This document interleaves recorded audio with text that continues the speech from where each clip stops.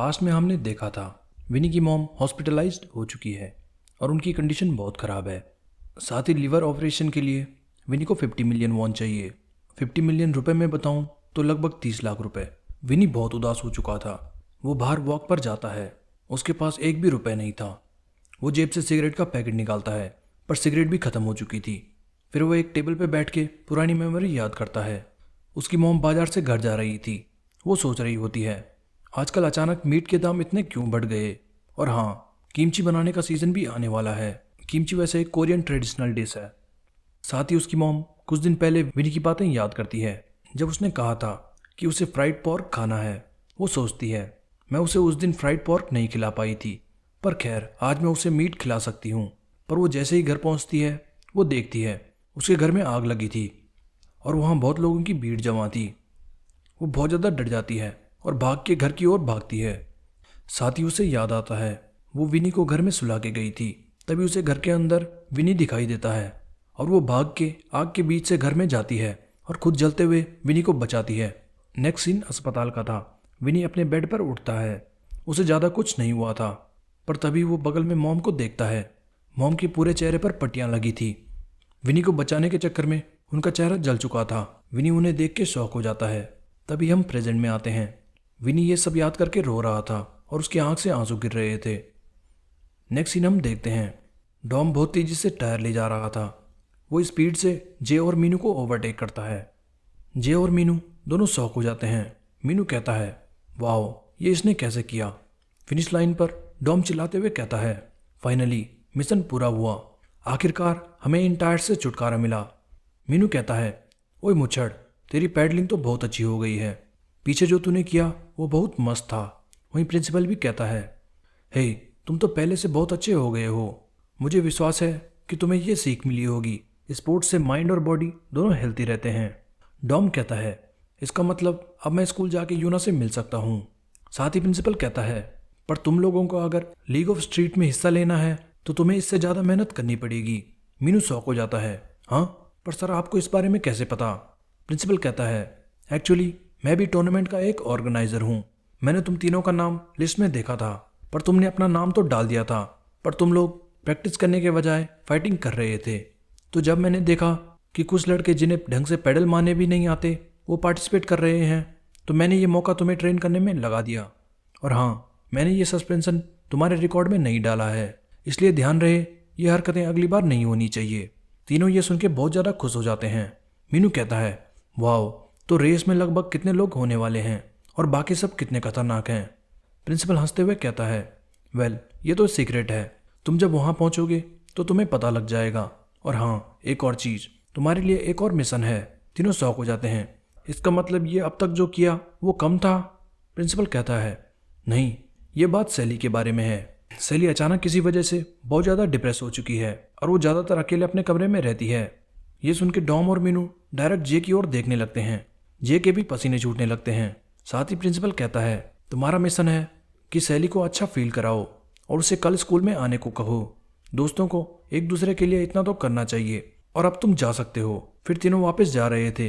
रास्ते में मीनू जे से कहता है ओए गधे, अब तेरी वजह से हमारे पास एक और मसला आ गया है, तू जल्दी जाके सैली को सॉरी बोल देना। डॉम कहता है हाँ, मीनू सही कह रहा है, तू जाके सैली को मना कर आ और फिर कल हम सब साथ स्कूल जाएंगे। मीनू कहता है हाँ, और आखिर तू किसी लड़की को ऐसी बातें कैसे कह सकता है, वो भी उस लड़की को जो तुझसे मिलने आई थी, क्योंकि उसे तेरी फिक्र है। क्या तुझे लड़कियां नहीं पसंद। जे कहता है ओके ठीक है, समझ गया, अगर मुझे स्कूल आना है तो मुझे ये करना पड़ेगा। मीनू ये सुन के शॉक हो जाता है ओह वाओ, ये तो मैं पहली बार देख रहा हूँ कि तू हमारी बात मान गया। नेक्स्ट सीन सैली के घर का था। जे सॉरी बोलने उसके घर आया था। साथ ही डॉम और मीनू दोनों पीछे झाड़ी में छुपे थे। मीनू कहता है डूड, अब जल्दी जा, तेरे में इतना भी दम नहीं। फिर जे बेल बजाता है।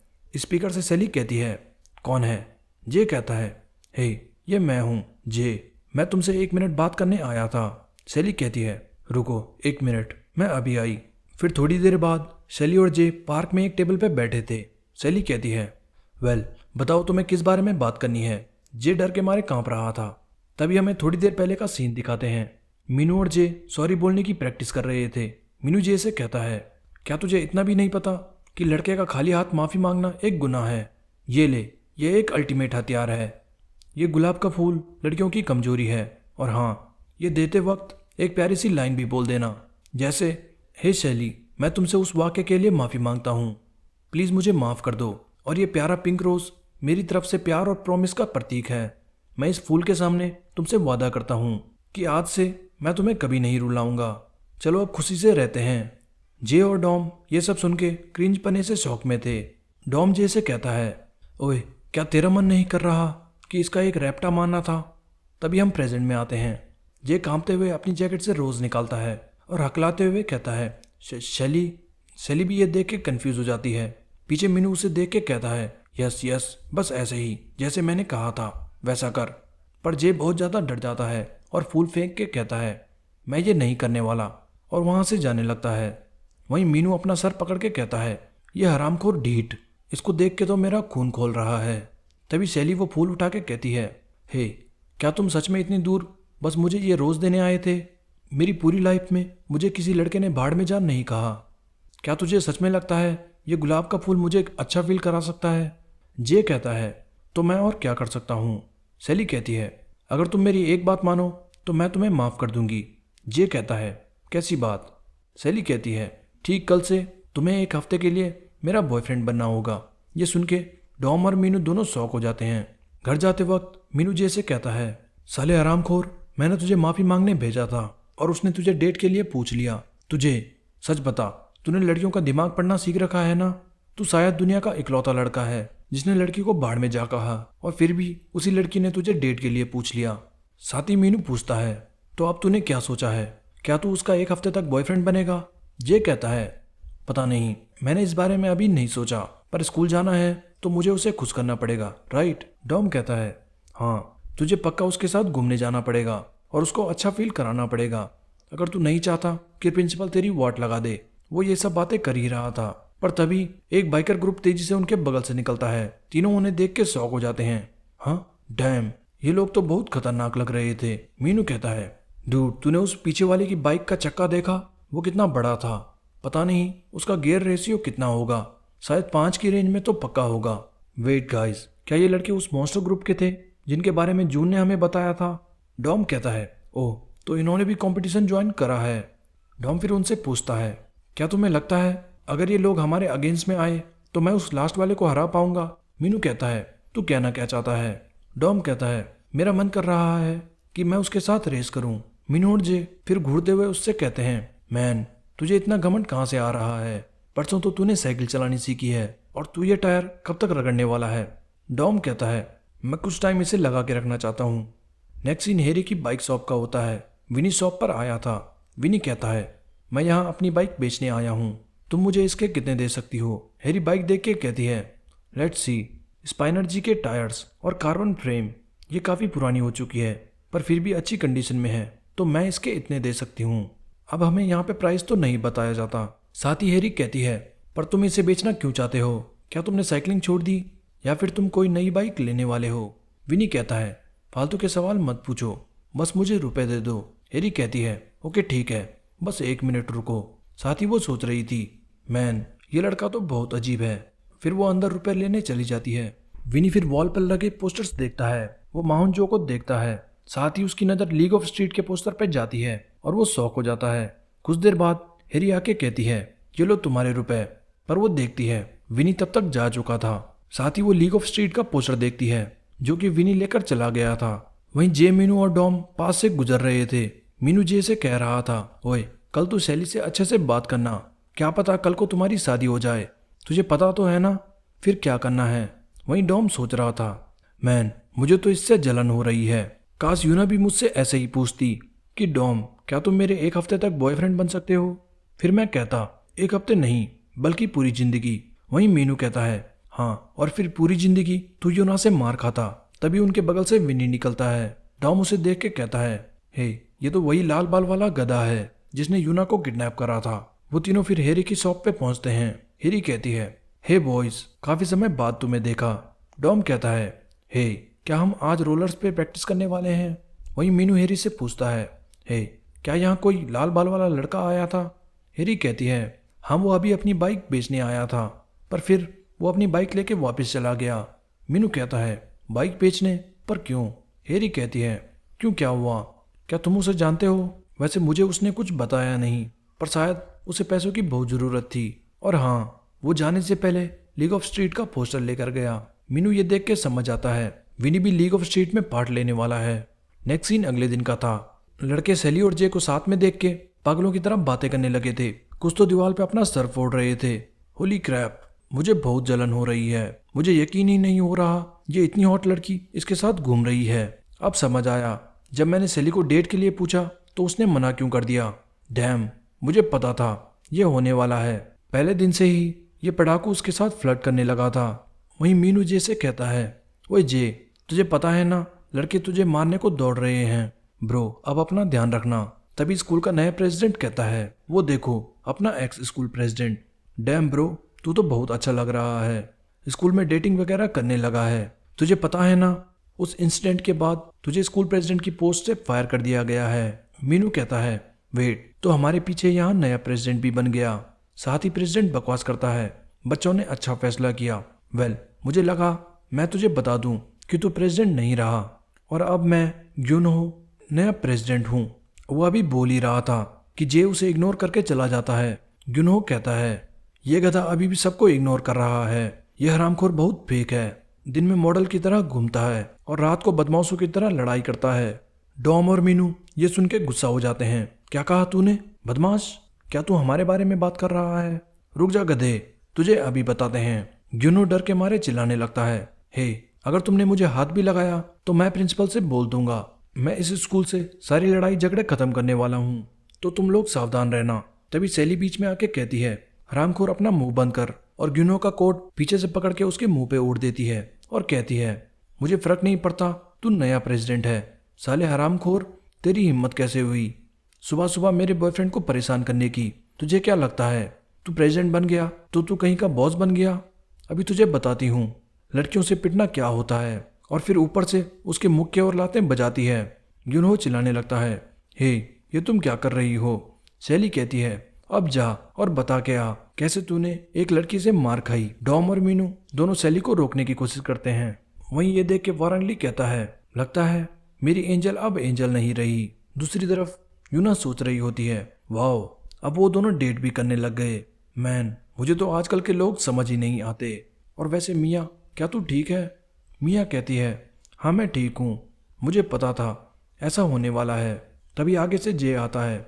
मिया कहती है, हे जे, तुम्हें वापस स्कूल में देख के अच्छा लगा और तुम्हारा चेहरा तो काफी टैन हो चुका है। नेक्स्ट सीन प्रिंसिपल ऑफिस का है। प्रिंसिपल ने पंचिंग बैग पे जे की फोटो लगा रखी थी और उसे जोर जोर से पंच कर रहे थे। वो कहता है, वो हरामखोर जे मेरी छोटी बच्ची सैली को डेट कर रहा है, जिसको लड़कों में इंटरेस्ट भी नहीं था। मैन, पर सैली की खुशी के लिए मुझे शांत रहना पड़ेगा। तभी रिसेप्शनिस्ट आके कहती है, सर, वो इटली से जिम ट्रेनर आ चुके हैं। वहीं एक पिंक बालों वाला जायंट आदमी आके कहता है, हे सर, क्या आपने मुझे बुलाया? प्रिंसिपल कहता है, ओ बॉय, तुम आ गए। वहीं वो रिसेप्शनिस्ट उन्हें देख के कंफ्यूज थी और कहती है, वेल, मैं आप दोनों को अकेला छोड़ती हूँ। कुछ देर बाद ट्रेनर कहता है, हाँ, पर आप मुझे क्लास 1 का होमरूम टीचर क्यों बनाना चाहते हो? होमरूम टीचर वैसे एक नॉर्मल टीचर होता है जो क्लास का ध्यान रखता है, मतलब कोई सब्जेक्ट वगैरह नहीं पढ़ाता और ज़्यादातर बच्चों से सिर्फ कन्वर्सेशन करता है। प्रिंसिपल कहता है, वो मैं चाहता हूँ कि तुम एक जे नाम के लड़के पे नज़र रखो और साथ ही मेरी डॉटर सैली पे भी। और हाँ, कुछ लड़के जो एक स्ट्रीट रेस में पार्टिसिपेट करने वाले हैं, मैं चाहता हूँ कि तुम उनके कोच की तरह भी काम करो, क्योंकि जितना मुझे याद है तुम भी एक फेमस बाइकर हुआ करते थे। ट्रेनर कहता है, अरे छोड़ो, पुरानी बातें याद मत दिलाओ माय बॉय। वो सब याद करके मेरा दिल तेजी से धड़कने लगता है। वैसे क्लास 1 में क्यूट बॉयज़ तो है ना, मुझे जाके उन फ्रेश बॉयज़ को स्मेल करना है। प्रिंसिपल कहता है, ये तुम कैसी बातें कर रहे हो? दूसरी तरफ विनी स्ट्रीट रेस कंपटीशन के ऑफिस पहुंच चुका था और वो चिल्ला रहा था, पर क्यों? अकेले बाइकर को क्यों नहीं? क्या कोई दूसरा तरीका नहीं जिससे मैं पार्ट ले सकूं? रिसेप्शनिस्ट कहती है, मुझे माफ करना, पर यह पोस्टर में भी लिखा है सिर्फ ग्रुप ही पार्टिसिपेट कर सकता है, तो तुम्हें अगर पार्टिसिपेट करना है तो क्रू बना के कर लो। विनी कहता है, इसका मतलब मैं अकेले पार्टिसिपेट नहीं कर सकता। तभी पीछे से वो फ्रेंच वाला आदमी आता है जिसने सैली से नंबर मांगा था। वो कहता है, हे, तुम उस लड़की पे क्यों चिल्ला रहे हो? विनी कहता है, अब मुझे ये बोलने की किसकी हिम्मत हुई। वो फ्रेंच गाय कहता है, ओए लाल खोपड़ी, इस प्यारी लड़की को परेशान मत कर और जा जाके अपनी टीम बना के आ। पर तभी वो विनी को गौर से देख के पहचान जाता है। ओ तू, वेल वेल, मैं तो तुझे पहचान ही नहीं पाया। तू पागल तो बहुत बड़ा हो चुका है। नेक्स्ट सीन क्लास 1 का था। ट्रेनर बताता है, मेरा नाम मारियो है और आज से मैं क्लास 1 का इंचार्ज हूँ। तुम सबसे मिलके अच्छा लगा। उसे देख के बच्चे बातें करने लगते हैं। वेट, हमारा होम रूम टीचर, वो भी एक जिम ट्रेनर। अब तो हम गए। मैं क्या कोई सपना देख रहा हूँ? मैन, अचानक मेरा स्कूल आने का मन ही मर गया। साथ ही मारियो कहता है, और हाँ, वो जे नाम का लड़का किधर है? सारे बच्चे जे को देखने लगते हैं। वेट, अब इसने क्या किया? जे कहता है, वो मैं हूँ। मारियो जे पे जाता है और उसका मुंह पकड़ के कहता है, प्रिंसिपल ने मुझे तुझ पे नजर रखने को कहा है, पर तू तो बहुत हैंडसम है, तो मैं वैसे भी तुझ पे नजर रखने वाला था। और उसे आंख मारता है। जे डर से कांपने लगता है। वहीं डॉम कहता है, ब्रो जे, गुड बाय, हम तुझे याद रखेंगे कि तू अच्छा इंसान था। वहीं मिया और यूना सोच रही होती है, अब लड़के भी इसे पसंद करने लगे हैं। दूसरी तरफ विनी उस फ्रेंच गाय को देख के गुस्सा हो गया था। वो फ्रेंच गाय कहता है, क्या हुआ? तुझे तो मुझे देख के खुशी होनी चाहिए थी। कितने साल हो गए और देखो, तू तो मुझसे भी लंबा हो गया। और ये क्या, तू कंपटीशन में पार्ट ले रहा है? बचपन में जब हम बाइकिंग करते थे तब तू काफ़ी अच्छा राइडर था, पर क्या तू अभी भी बाइकिंग करता है? पीछे से उसका दोस्त उससे पूछता है, क्या तू इसे जानता है? ये है कौन? फ्रेंच गाय कहता है, वो जब हम छोटे थे तब एक ही कॉलोनी में रहते थे और ये सेम जूनियर हाई में जाता था जहाँ मैं जाया करता था। तब हम दोनों बहुत करीब थे और मैंने इसकी लाल आंख की वजह से इसको निकनेम भी दिया था। उसका दोस्त कहता है, वाह, ये तो गजब है, पर इसकी 2 कलर की आंखें हैं कैसी? ये कोई अल्बाइनो है क्या? विनी कहता है, मुझे बंदरों की तरह घूरना बंद करो और यहाँ जो करने आए हो वो करो। उसका दोस्त कहता है, जरा मुंह संभाल के, इसकी पर्सनालिटी तो इसके चेहरे की तरह बिगड़ी हुई है। फ्रेंच गाय कहता है, ओह, तो तू अभी भी बचपन की तरह है, पर ड्यूड, अब तू हमसे ऐसी बात नहीं कर सकता। वैसे देख के लग रहा है कि तू बिना क्रू के यहाँ पार्टिसिपेट करने आया है। तो क्या कहता है, क्या तू हमारा क्रू ज्वाइन करेगा? और हंसने लगता है। उसके दोस्त कहते हैं, हे, तू पागल हो चुका है? आखिर हम लोग कब से फालतू किसी को लेने लग गए? ये पक्का पागल हो चुका है, उसने तो हमें भी नहीं पूछा। पर विनी कहता है, तुम लोग भाड़ में जाओ, मैं इससे अच्छा कोई स्कूल क्लब ज्वाइन कर लूंगा, पर तुम जैसे अंगू पंगू के साथ नहीं जाऊंगा। फ्रेंच गाय कहता है, क्या हुआ? तू इसलिए तो ऐसा बिहेव नहीं कर रहा कि मैंने तुझे बचपन में बहुत परेशान किया था? ये तो बहुत बचकानी हरकत है। साथ ही वो विनी के कंधे पे हाथ रख के कहता है, सुन, वो बहुत पुरानी बात थी, अब उसे भूल भी जा। तब मैं बहुत बेवकूफ बच्चा था। विनी उसका हाथ झटक के कहता है, तेरे इतने करीब होने की वजह से मुझे उल्टी आने लगी है, और वहां से जाने लगता है। फ्रेंच गाय का दोस्त कहता है, हे वांग्योन, क्या तू इसे ऐसे ही जाने देगा? तू बोले तो हम इसे अभी सबक सिखा सकते हैं। पर तभी वांग्योन कहता है, वही फ्रेंच गाय, हे, तो ये कैसा रहेगा? तू यहाँ कंपटीशन में पार्ट लेने आया था, राइट? तो क्यों ना एक बेट लगाते हैं, हम दोनों एक 1-on-1 रेस करेंगे। जो हारेगा उसे जीतने वाले की एक बात माननी पड़ेगी, और अगर तू जीता तो तू पार्टिसिपेट करने के लिए हमारे क्रू का नाम यूज कर सकता है। क्या कहता है? वांग्योन का दोस्त कहता है, हे, तो हमारे ग्रुप का नाम ऐसे उछालना बंद कर। पर साथ ही वांग्योन विनी से कहता है, अगर तुझे डर लग रहा है तो तुझे ये करने की जरूरत नहीं, मैं बस समझ जाऊंगा एक बेवकूफ वॉकआउट कर गया क्योंकि वो डरपोक है। विनी ये सुन के बहुत गुस्सा हो जाता है। नेक्स्ट सीन एक स्ट्रीट का था। कुछ लड़के सिगरेट पी रहे थे। एक लड़का कहता है, ब्रो, मैं सोच रहा था कि सिगरेट छोड़ दूं, आजकल ये बहुत महंगी हो चुकी है, ये मेरी आखिरी सिगरेट है। उसका दोस्त हंसते हुए कहता है, बेवकूफ, मैं अपना दायां टट्टा दाव पे लगा सकता हूँ कि तू सिगरेट नहीं छोड़ने वाला। वो कहता है, अच्छा हरामखोर, अगर मैंने छोड़ दी तो तुझे अपना टट्टा देना पड़ेगा। तभी उनके साथ खड़ी लड़की कहती है, हे, वो देखो, वो लाइट कैसी चमक रही है। दूर से चमकते हुए कुछ लोग अपनी बाइक पे आ रहे थे। वो लड़के कहते हैं, वाओ, ये क्या है? क्या शहर में कोई नई गैंग आई है? ये उस फ्रेंच गाय वांग्योन का ग्रुप था। एक बाइकर फिर बच्चों से कहता है, तुम ऐसे क्या देख रहे हो गधों, अपनी सिगरेट बुझाओ और निकलो यहाँ से। वो बच्चे डर के मारे वहाँ से भाग जाते हैं। फिर वो वांग्योन से कहता है, क्या हमें उसके लिए इतना कुछ करने की सच में ज़रूरत थी? ये सब होने के बाद हम उसे अपने अड्डे पे क्यों ला रहे हैं? वांग्योन कहता है, तू क्या करता अगर तू किसी ऐसे बेवकूफ़ कुत्ते से टकराता जिसने तुझे सालों पहले काटा हो। उसका दोस्त कहता है, इससे तेरा क्या मतलब है। तभी विनी वहाँ आता है और वो कहता है, हे, क्या ये वही लाल बाल वाला लड़का है? बाइक देख के तो वही लगता है। वांग यन विनी को देख के कहता है, समय आ गया है इस बेवकूफ़ कुत्ते को सबक सिखाने का कि ये किसी को दोबारा ना काटे। फिर वांग यन और विनी रेडी हो रहे थे और उसका ग्रुप और मजाक करते हुए बातें करने लगता है। हे वांग यन, अगर तू हारा तो तू गधा।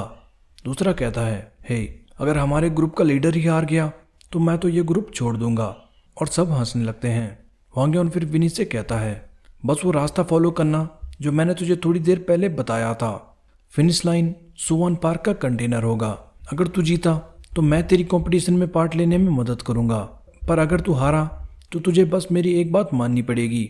विनी कहता है, मुझे तुझसे कुछ नहीं चाहिए, मैं बस इसलिए आया हूँ, मुझे तुझ जैसे घमंडी गधों को देख के गुस्सा आता है। तो अब बकवास बंद कर। वांग यन कहता है, ठीक है। फिर रेस के बाद बात करते हैं। साथ ही वो विनी की बाइक को देख के सोचता है, हैंडल में राइजर बार्स, लगता है ये राइडिंग के साथ साथ ट्रिक्स वगैरह भी करने लगा है। पीछे वांग यन के साथ ही बातें कर रहे थे। हे, अगर वो अपने ही ट्रैक पर हार गया तो इसका क्या मतलब होगा। खैर, हमें वैसे उस लाल बाल वाले की चिंता करनी चाहिए, चाहे वो कितना भी अच्छा राइडर हो। वांग यन को इस समय रेस करना तो 90% तुम हारने वाले हो। बिल्कुल सही कहा, पर हमें क्या, हमें तो बलि के लिए एक और बकरा मिल गया। वहीं फिर एक लड़का स्काई शॉट लेकर रेस स्टार्ट करता है। रेडी, गेट सेट, बूम, और रेस स्टार्ट हो जाती है। वहीं दूसरी तरफ डॉम और उसके गार्ड्स एक डील करने आए थे। डॉम गार्ड से कहता है, हे, यहाँ से मैं अकेले चला जाऊंगा, चिंता मत करो, मैं ये पहली बार नहीं कर रहा। उसका गार्ड कहता है, अगर कुछ दिक्कत हुई तो हमें कॉल कर देना, हम बाहर से नजरें बनाए हैं। फिर डॉम चला जाता है। वहीं अंधेरे में एक लड़का सिगरेट पी रहा था। डॉम फ्लैश लाइट जलाता हुआ कहता है, हे, क्या वो तुम हो? वो लड़का कहता है, हे, क्या हाल है ब्रो? डॉम उसे देख के सोचता है, डैम, क्या वो रोल्स रॉयस है? ये बंदा सही लगता है, मैं इसे ट्रस्ट कर सकता हूँ। वो लड़का डॉम से कहता है, मुझे पैसे दिखाओ। डॉम उसे पैसे दिखा के कहता है, मुझे स्टफ दिखाओ, वो असली है ना? वो लड़का कहता है, हे, इतना क्यों मचल रहे हो? यहाँ पर सिर्फ बेस्ट सामान मिलता है, मैं कोई नकली सामान नहीं बेचता। ये लो, ये एक बैड बॉय AJ-11 है, तुम इसे सूट के साथ भी पहन सकते हो। डॉम फिर वो शूज चेक करता है। बिल्कुल साफ, लेजर प्रिंटिंग और स्पेस भी सही है, और सोल के कार्बन पैटर्न भी बिल्कुल असली लग रहे हैं। तो ये मेरे हुए, राइट?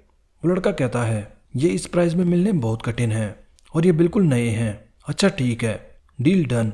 और फिर वो लड़का अपनी साइकिल पर निकल जाता है। डॉम शॉक हो जाता है, वेट, तो ये रोल्स रॉयस उसकी नहीं थी? तो फिर वो इस पे टेक लगा के क्यों खड़ा था?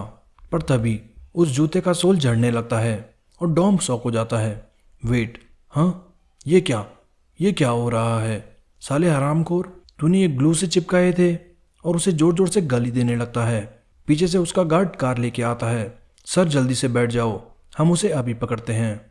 वो लड़का मस्त खुश होके जा रहा था, तभी वो देखता है डॉम की कार उसका पीछा कर रही है और वो अपनी बाइक भगाता है। डॉम कहता है, रुक जा हरामखोर, बस एक बार तो पकड़ में आ जाए। गार्ड बहुत तेजी से कार भगाता है और उसे ठोकने वाला होता है। तभी वो मोड़ काट के खुद को बचाता है। डॉम पीछे से चिल्लाने लगता है, ओए हरामखोर चोर, जल्दी से वहीं पे रुक जा, तेरी हिम्मत कैसे हुई मुझे नकली जूता बेचने की? वो दोनों बहुत तेजी से जा रहे थे। तभी वो लड़का स्किड करता हुआ बाइक स्लो करता है और मोड़ काट के वापस घूम जाता है। कार बहुत स्पीड में थी और गार्ड मोड़ काटने की कोशिश करता है, पर कार टर्न होके वहीं पर रुक जाती है। वो लड़का फिर वहां से भाग जाता है। गार्ड कहता है, डैम, वो हरामखोर, उसे बाइक चलानी तो आती है, वो तो विन डीजल की तरह बच के निकल गया। डॉम गुस्से से बहुत ज़्यादा फ्रस्ट्रेट हो गया था, पर अचानक वो चिल्लाता है, ड्यूड, वो कितना औसम था। और दोनों गार्ड्स कंफ्यूज हो जाते हैं। पर तभी डॉम के पास से विनी और वांग यन तेजी से निकलते हैं। वो कहता है, वेट, अब ये क्या था? नेक्स्ट सीन सिटी का था। सिटी में बहुत ट्रैफिक है। पर तभी बीच से विनी और वांग यन निकलते हैं और रोड क्रॉस कर रहे लोग उन्हें गाली देने लगते हैं। आगे रोड पर दो लोग एक सीढ़ी लेकर चल रहे थे।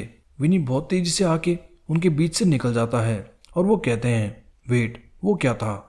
वहीं एक टनल में एक कपल खड़े थे और वो किस करने वाले थे। तभी उनके बगल से चमकता हुआ होंगे उनका ग्रुप निकलता है और वो चिल्लाते हैं, हे तुम लोग कमरा क्यों नहीं लेते गधों। वो हैमर जमीन में घसीटते हुए ले जा रहे थे। एक कहता है, मेरे पीछे आओ, ये शॉर्टकट है, हमें उनसे पहले वहां पहुंचना है। वैसे वांग्योन उससे हारेगा तो नहीं क्योंकि फिर हम बेकार दिखेंगे, पर वैसे वांग्योन जीतने के लिए कुछ भी कर सकता है।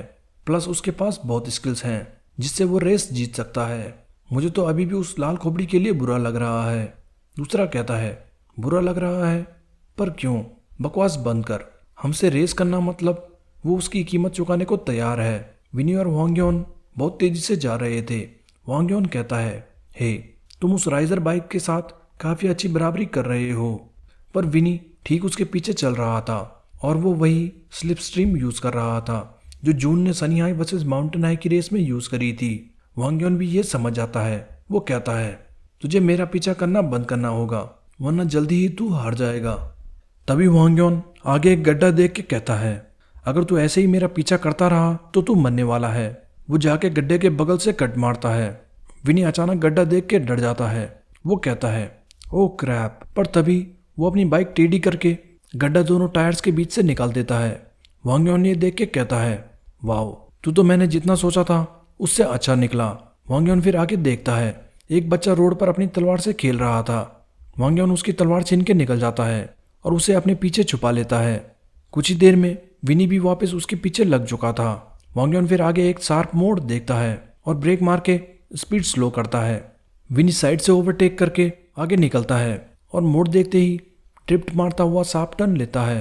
वांग्योन कहता है, वाओ, समझ नहीं आ रहा ये पागल है या बहादुर, पर मुझे माफ करना दोस्त, अब ये वो जगह है जहां मैं तुझसे आगे निकल जाऊंगा।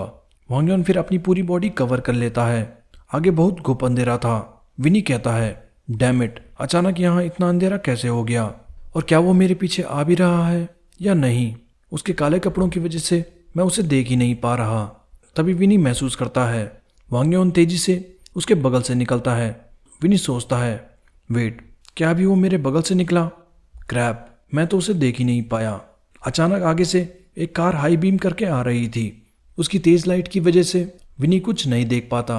विनी कहता है, मैन, अब ये क्या है, पर तभी वो किसी चीज से टकराता है और धड़ाम से नीचे गिर जाता है। वहीं वांग्योन और उसके साथी आते हैं और कहते हैं, ओ, क्या तुझे दर्द हो रहा है, क्या तू ठीक है। विनी दर्द के मारे करा रहा था। वांग्योन कहता है, यहाँ बहुत अंधेरा है तो तुझे आराम से चलना चाहिए था। दुख की बात है कि तू फिनिश लाइन तक पहुंचने वाला था। वहीं हम देखते हैं वांग्योन ने विनी के टायर में वो तलवार डाल के विनी को गिराया था। विनी भी उठ के वो तलवार देखता है। वेट, ये तलवार यहाँ क्या कर रही है, ये मेरे टायर में क्यों फंसी है, हरामखोर, तूने अभी क्या किया। वांग्योन कहता है, मुझे ब्लेम मत कर, ये मेरी गलती नहीं कि तू रोड पे ध्यान से देख के नहीं चल रहा था। विनी बहुत ज़्यादा गुस्सा हो जाता है और कहता है, ओए हरामखोर डरपोक, इधर आ, मैं तुझे नहीं छोड़ूंगा। तभी ग्रुप के कुछ लड़के विनी को पकड़ लेते हैं। वांग्योन कहता है, ये कोई ऑफिशियल रेस नहीं थी, ये तो बस स्ट्रीट रेस थी, तो अब दुखी मत हो कि तू गिर गया और रेस हार गया, अब अपनी हार मान ले। विनी चिल्ला के कहता है, तू भाड़ में जा और तुम लोग मुझसे अपना हाथ दूर रखो। वहीं वांग्योन कहता है, अब जब तू हार गया है तो तुझे मेरी एक बात माननी पड़ेगी, और ये कोई बड़ी बात भी नहीं है। तभी एक लड़का हैमर घसीटता हुआ आता है। विनी भी ये देख के बहुत कंफ्यूज था। वांग्योन मुस्कुराते हुए कहता है, मैं बस तेरा एक पैर तोड़ने वाला हूँ ताकि तू कभी घमंड ना कर पाए, तुझे बस हिलना नहीं है। वो लड़का हैमर उठा के मारने वाला होता है। विनी भी बहुत ज़्यादा डर जाता है। तभी वांग्योन जोर जोर से हंसने लगता है और कहता है, मैन, तू तो एक छोटा बच्चा है, कोई इसका चेहरा देखो, मैं तो बस मजाक कर रहा था।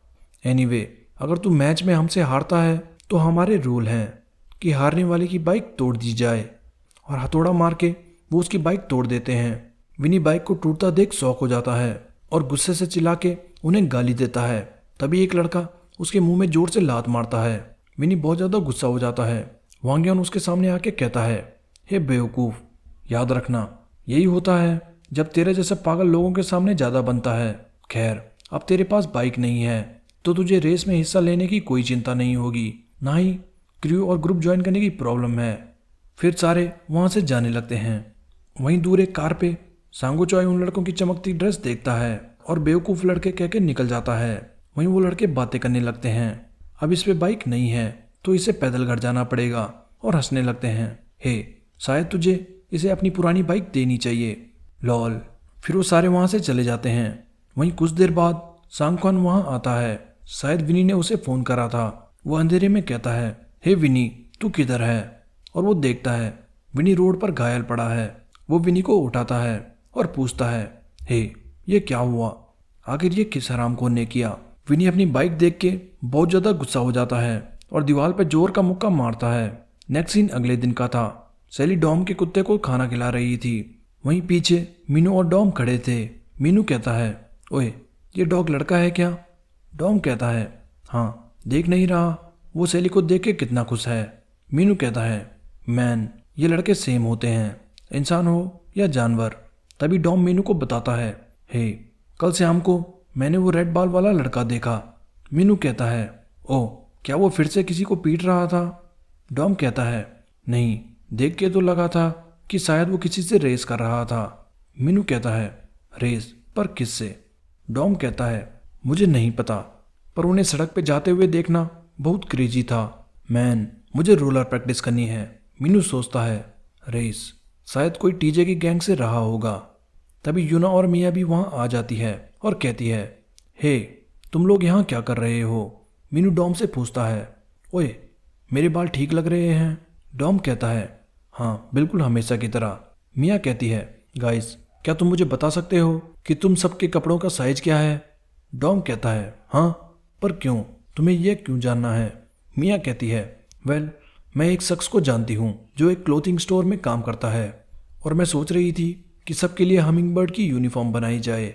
मीनू मिया के हाथ पकड़ के कहता है, वाह मिया, तुम्हारा चेहरा और दिल इतना सुंदर कैसे हो सकता है? तुम तो एंजल हो।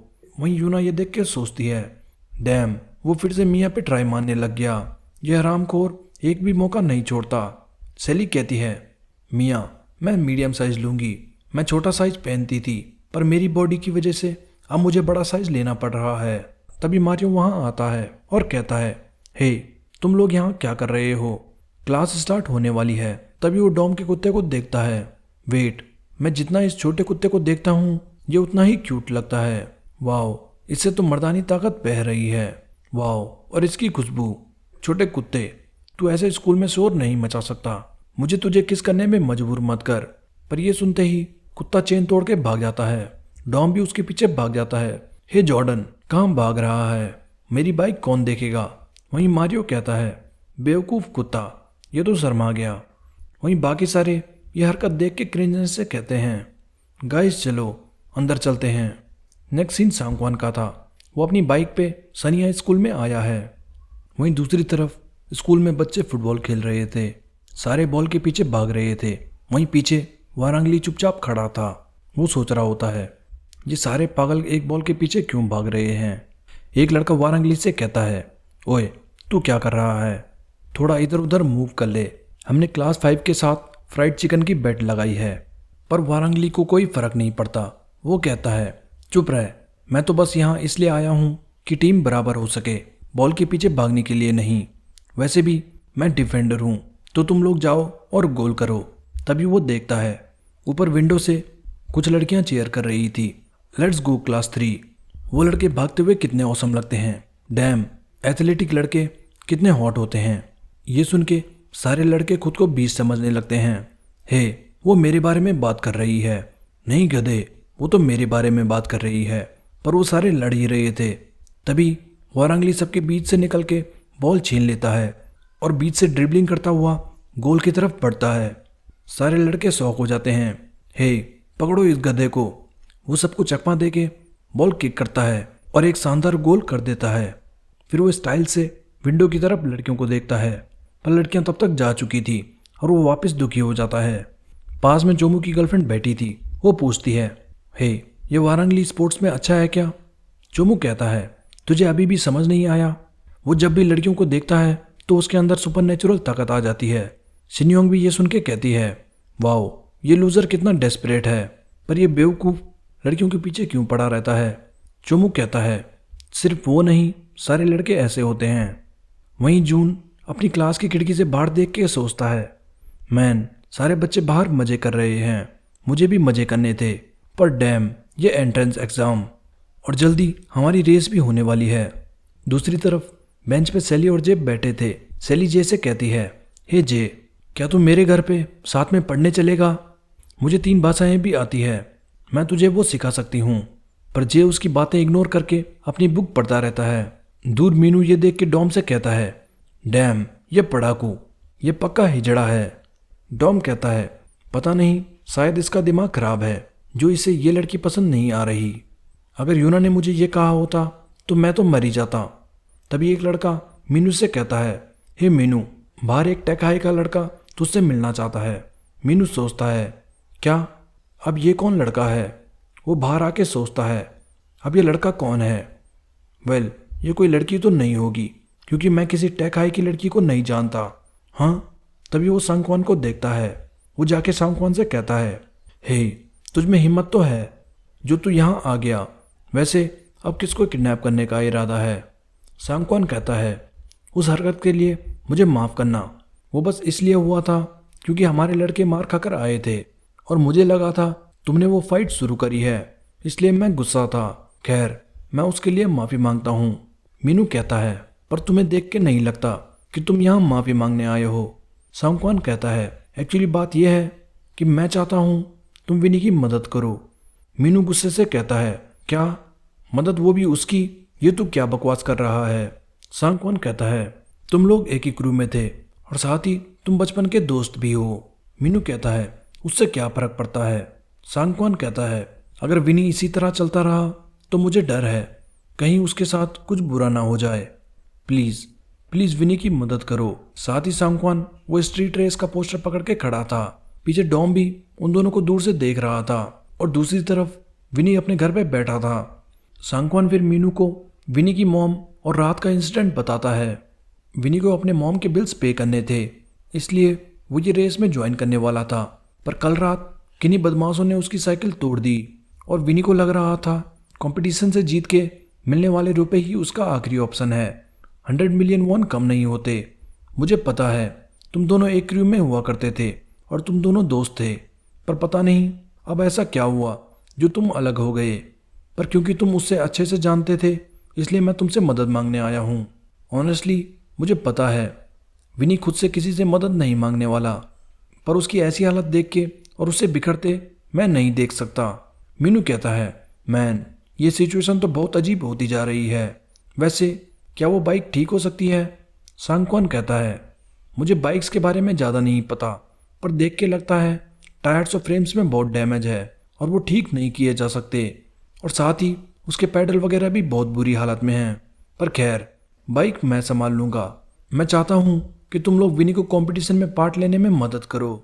उसको प्राइज़ मनी की बहुत ज़रूरत है क्योंकि उसके पास सिर्फ उसकी मॉम है। ये सुन के मीनू भी अपनी मॉम को याद करने लगता है, पर तभी मीनू को पीछे से कुछ आवाज़ आती है। मीनू कहता है, ओए, तू कब से पीछे खड़ा है? पीछे डॉम सारी बातें सुन के फूट फूट के रो रहा था और कहता है, मैन, क्या हम उसको अपने क्रू में नहीं ले सकते? क्योंकि जितना मैंने सुना उस हिसाब से उस गधे ने बहुत सहन करा है। वो लाल खोपड़ी।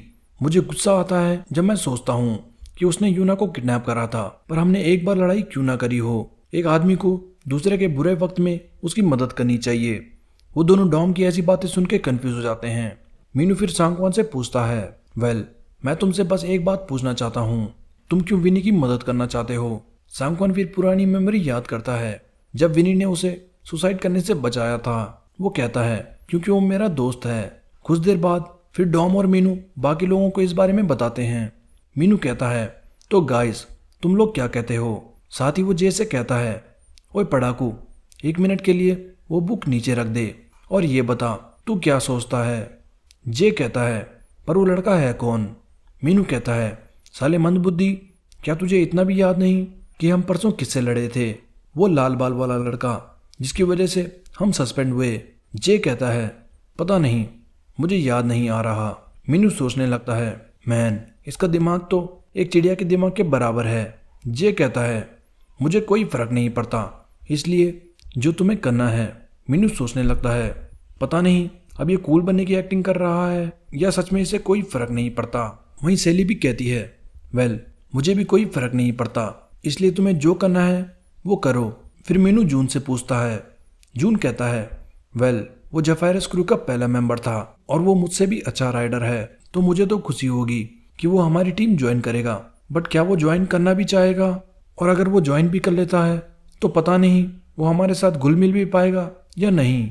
मीनू फिर कहता है, शायद अब कोई चारा नहीं, मुझे खुद जाके उससे बात करनी होगी। दूसरी तरफ शाम को विनी बाहर टहलने निकलता है। पास से एक कपल और एक लड़का हंसी मजाक करते हुए जा रहे थे। अचानक एक लड़का विनी से हल्का टकराता है। वो लड़का कहता है, हे वो लाल खोपड़ी मुझसे अभी टकरा के चला गया।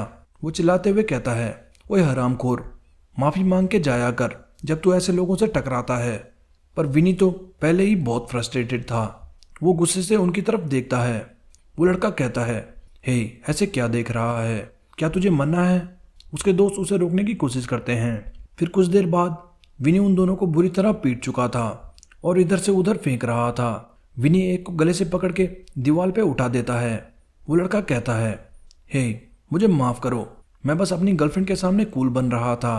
पर विनी बहुत गुस्से में था और वापस उसके मुंह पे मुक्का मारने वाला होता है। वो लड़की भी ये देख के रोने लगती है। तभी वहां पे पुलिस आ जाती है और कहती है, हे वहां क्या चल रहा है? विनी उन्हें देख के डर जाता है। Oh shit. दूसरी तरफ मियाँ सबकी यूनिफॉर्म बना के आ चुकी थी। वो कहती है, वाओ, उसने तो मुझे कुछ extra uniform they the.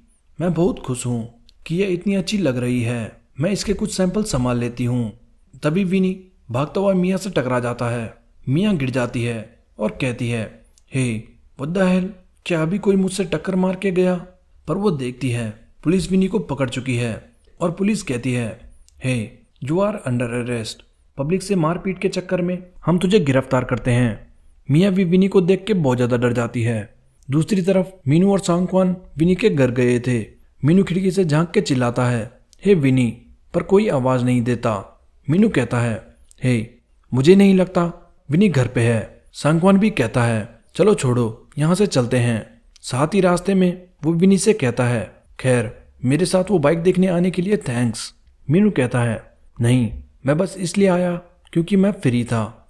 By the way, ये विनी आखिर अकेले कर क्या रहा है? उसका फ़ोन भी स्विच ऑफ है। सांगक्वान कहता है, पता नहीं, क्या पता वो अपनी मॉम को देखने अस्पताल गया हो। तभी मीनू को मियाँ का कॉल आता है। मीनू खुशी से चिल्लाता है, वाओ मेरी एंजल, मियाँ क्या हुआ? इतनी रात को तुमने मुझे कैसे याद किया? और प्यार से कहता है, हे मियाँ। मियाँ बताती है, हे मीनू, वो लाल बाल वाला लड़का जिसने यूना को किडनैप करा था। मीनू कहता है, हाँ क्या हुआ? अच्छा ठीक है, थैंक्स। फिर मीनू अपना सर खुजाते हुए सांगक्वान को बताता है, वेल लगता है वो झगड़ालू विनी पुलिस स्टेशन में है। दूसरी तरफ वो लड़के और विनी पुलिस स्टेशन आ चुके थे। वो लड़का कहता है, क्या ये हाई स्कूल में है? सेठ, मुझे नहीं लगा था ऐसे लाल बाल करके ये स्कूल में होगा, तो मुझे ज़्यादा बुरा लग रहा है। इंस्पेक्टर फिर विनी से पूछता है, सो तुम स्ट्रीट में चल रहे थे जब तुमने पहले हमला करा, राइट? विनी मना करता है। वो लड़का कहता है, ओए हरामखोर, झूठ बोलना बंद कर। सर, इस लड़के ने अचानक हम पर हमला कर दिया। मैं बता रहा हूँ, हमें ऐसे बदमाशों को जेल में डाल देना चाहिए। जब मैं अस्पताल में जाऊँगा तो वो लोग मुझसे कहने वाले हैं मुझे हफ्तों ठीक होने में लगेंगे, इसलिए इसका भुगतान करने के लिए रेडी हो जा, वरना पिटने के लिए तू भी तैयार रहना। इंस्पेक्टर फिर विनी से कहता है, हे शांत हो जाओ और अपने पेरेंट्स को कॉल करो। विनी कहता है, मेरे कोई पेरेंट्स नहीं है। इंस्पेक्टर गुस्से से कहता है, हे सुन लड़के, मैं अगर चाहूँ तो तेरे बारे में सब पता लगा सकता हूँ, इसलिए टाइम बर्बाद मत कर और अपने पेरेंट्स बुला। विनी कहता है, मैं कह चुका हूँ कि मेरे पेरेंट्स नहीं है। वो लड़का कहता है, हे बकवास बंद करो, छोड़ो, मुझे कोई कॉम्प्रोमाइज़ नहीं करना। जल्दी से इस गधे को जेल में डाल दो। मैंने इसे बच्चा समझ के खुद को मारने दिया और अब इसे लगता है ये सब मजाक चल रहा है। उसकी गर्लफ्रेंड कहती है, हे बेब चुप हो जाओ, तुमने उसे मारने नहीं दिया, वो तुम्हें बुरी तरह पीट रहा था और तुम जाने की भीख मांग रहे थे। वो लड़का कहता है, ये तू क्या कह रही है, मैंने कब एक हाई स्कूलर से भीख मांगी? तभी स्टेशन में सांगक्वान और मीनू आते हैं। कुछ देर बाद घर जाते वक्त विनी कहता है, तुम्हारे पास समझौता करने को रुपए कहाँ से आए? सांगक्वान कहता है, मैंने अपनी मोटर बाइक बेच दी। वहीं मीनू चिल्लाते हुए कहता है, हे मैंने सुना तेरी मॉम बीमार है और ये तू क्या कर रहा है? चलते फिरते लोगों को मार रहा है।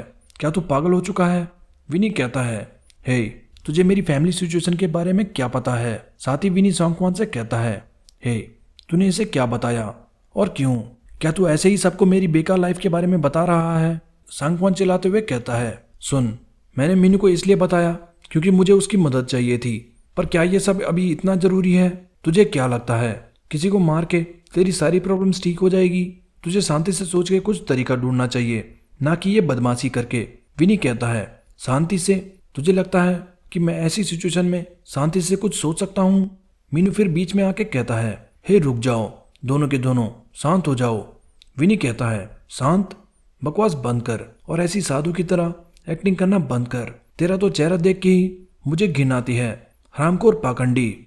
मीनू कहता है, पर मैंने क्या किया? विनी कहता है, अब अनजान बनने की कोशिश मत कर। तुझ जैसे अमीर लड़के को क्या पता रियल प्रॉब्लम्स क्या होती है। तू खुद एक रीजन है जिसकी वजह से मेरी ये हालत है। मीनू कहता है, क्या ये तू कैसी बात कर रहा है? विनी बताता है, मेरी मॉम ने बड़ी मुश्किल से पैसे इकट्ठे करके एक स्टोर खोला था, पर तेरे अमीर बाप ने करोड़ों रुपए फेंक के स्टोर के जस्ट बगल में एक डिपार्टमेंट स्टोर खोल दिया। शुक्रिया तेरे डैड का, जिसकी वजह से मेरी मॉम का स्टोर बुरी तरह घाटे में चला गया और बाद में जाके कर्जे की वजह से बंद हो गया। जिनके पास पैसे हैं वो पैसा लगा के पैसा बनाते हैं, और जो गरीब हैं वो पागलों की तरह मेहनत करके भी गरीब रहते हैं। मैं एक गरीब फैमिली में पैदा हुआ जहाँ हमेशा मुसीबतें आती है, और आजकल मैं ये सोच के सोता हूँ, काश मेरी आंखें दोबारा ना खुले, या शायद मैं किसी कार से टकरा जाऊं ताकि मुझे इंश्योरेंस के कुछ पैसे मिल सकें। वो ये बकवास कर ही रहा था, तभी सांगक्वान उसके मुंह पे एक जोर का पंच मारता है और चिल्लाते हुए कहता है, तू मर क्यों नहीं जाता साले हरामखोर? तुझे मरना है ना? आजा, मैं तुझे मारता हूँ। मीनू उसको रोकता है। साथ ही सांगक्वान कहता है, क्या तुझे याद नहीं तूने मुझसे क्या कहा था? मुझे शर्म आती है कि मैंने तेरे जैसे को दोस्त माना। ठीक है, जा और जाके अपनी जिंदगी बर्बाद कर ले। और ये कह के वहां से चला जाता है। मीनू उसे रोकने की कोशिश करता है पर वो नहीं रुकता। फिर वो विनी से कहता है, हे विनी, जो भी हुआ उसके लिए मुझे माफ करना। मुझे इस सब के बारे में नहीं पता था। मैं तुम्हारी हेल्प करने की हालत में भी नहीं हूँ क्योंकि मेरे डैड और मेरे बीच में सिचुएशन खराब है।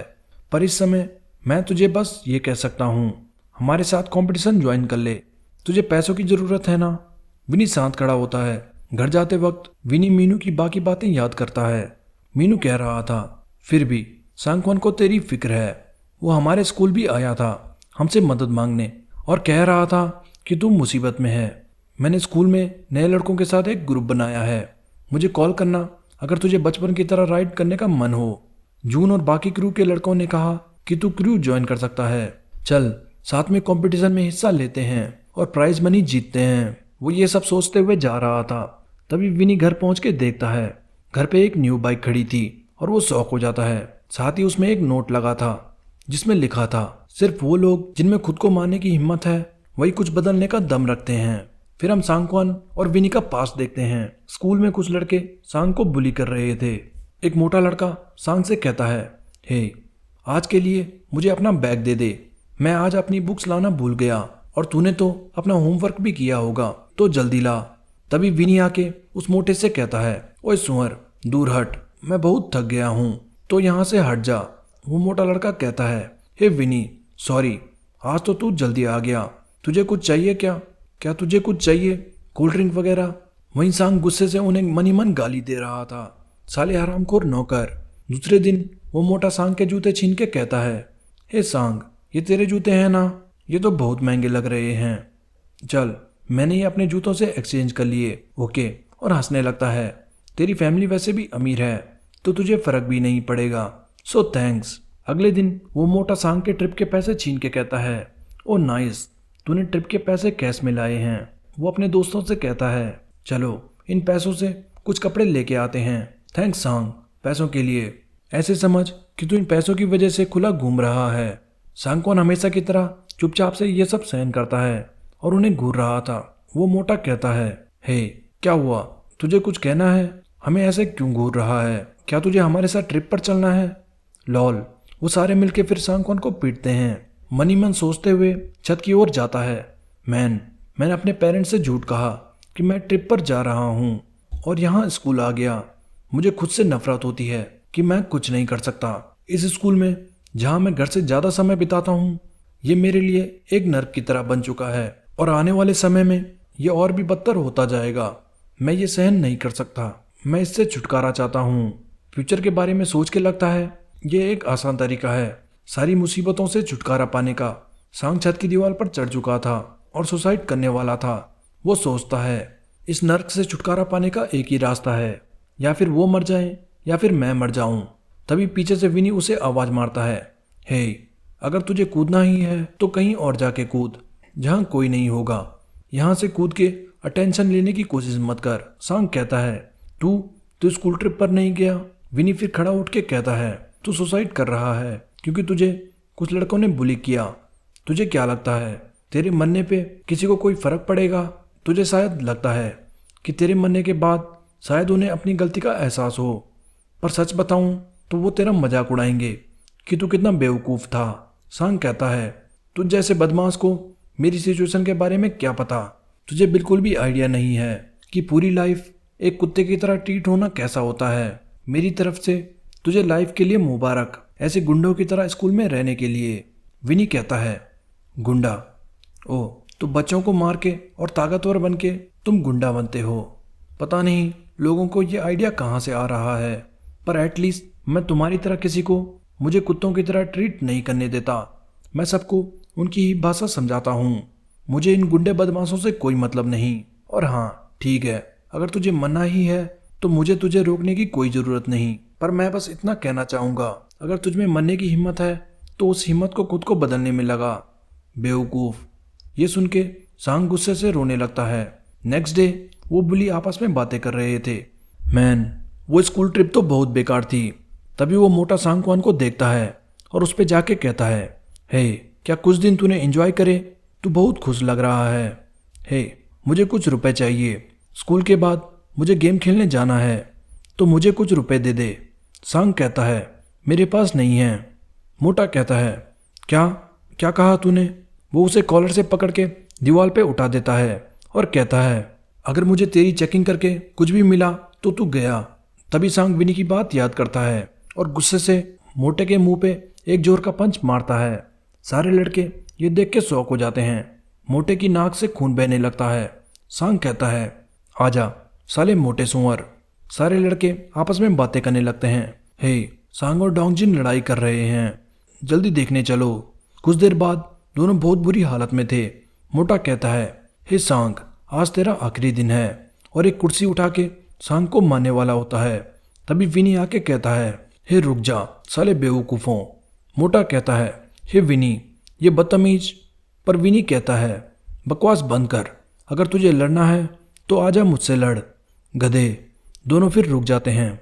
छुट्टी के वक्त सांगवान बालकनी में खड़ा था। वो मोटा अपने दोस्त के साथ वहां से जा रहा था, पर इस बार वो सांग से बिना कुछ कहे वहां से चला जाता है और उसी दिन के बाद कोई भी सांग को बुली नहीं करता।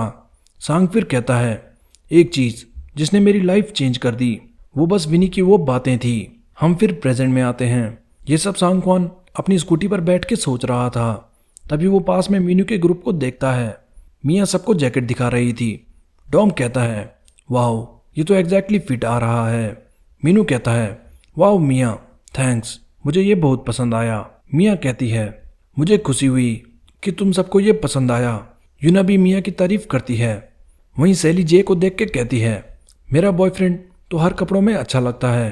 वहीं जून कहता है, हे, क्या तुझे लगता है विनी आएगा? क्या तूने उसे सही एड्रेस और टाइम बताया था? मीनू कहता है, हाँ, मैंने उसे कहा था हम आज प्रैक्टिस करने वाले हैं। तभी वो देखता है दूर से विनी आ रहा था। मीनू उसे देख के मुस्कुराने लगता है। मियाँ उसे जैकेट दे के कहती है, हे, हमारे पास कुछ जैकेट्स एक्स्ट्रा है, ये लो। पता नहीं वैसे तुम्हें ये फिट होगी या नहीं, मुझे माफ़ करना, परसों मैं तुमसे टकरा गई थी। विनी कहता है, वो सब छोड़ो, जैकेट के लिए थैंक्स। विनी भी दूर सांगवान को खड़े देखता है। फिर सारे के सारे जैकेट्स पहन के रेडी हो जाते हैं। इसी के साथ सीजन 1 का एंड होता है।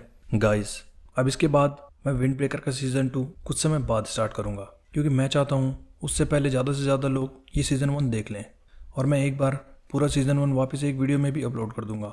And guys, thanks for watching the videos. I really appreciate जो भी वीडियोज़ को लाइक और कमेंट करता है। एंड प्लीज़ अगर आपने सब्सक्राइब नहीं करा तो वो ज़रूर कर देना। प्लीज़ वो 1000 सब्सक्राइबर्स करा दो। Till then bye.